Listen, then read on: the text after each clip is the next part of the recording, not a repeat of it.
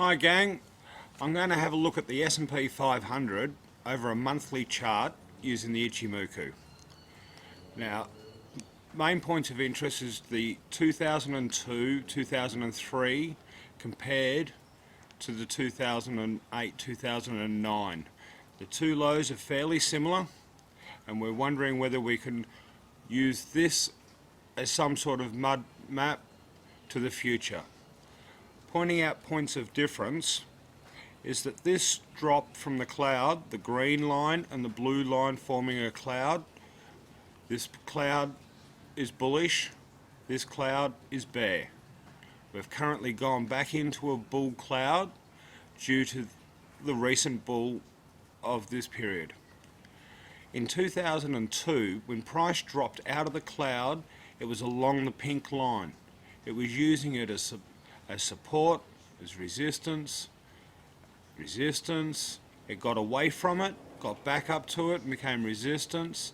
Finally price crossed over it, came up through the red line, pink and red crossed over, which is a weak bull signal, and then price reached for the cloud, didn't quite get to it, consolidated, pinks arrived, safe entry into the cloud, broke out without pink, came back, tested the support at pink, then broke out with one little quick jump down there. That's what you call the stop chasers. Well, the market does it. Then it used the support. Then it was coming down to try and test this. Never tested it until August 2007. If you were on this bull run, keeping your stops below that red line, you got a 4-5 year run out of it. Now, I also highlight point C. In point C, price came down, went through the cloud, back up, and then came back and even got above this pink line. Once pink reached the cloud, price then left the cloud.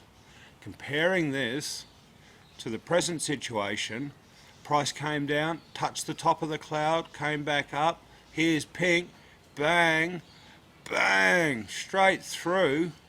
Pink wasn't really ready. Pink didn't leave the cloud for another couple of months, and it's had this big drop out. Now we're rallying to try and get back in what I call kiss pink. It needs to touch it every so often. In this scenario, I call that a false breakout.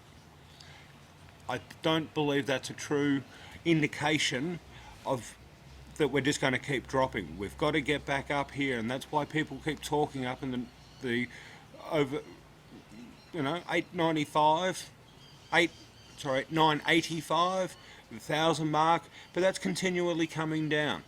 That keeps coming down. That's why we have lower targets. We spiked up.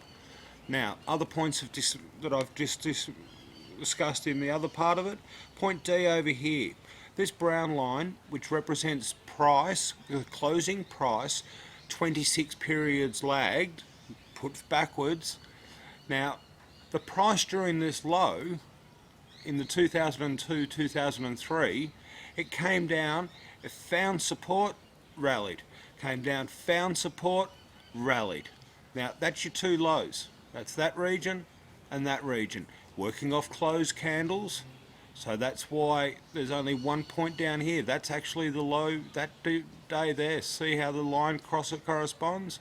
And then if we come up, it's corresponding to the closed candles on a monthly chart. If we look at now, at the current circumstance, we're through the cloud. We don't have any support in this region. If I was trading this chart, it most likely is that the price needs to come up and kiss pink. Now, what it does after that, we have to just watch and see.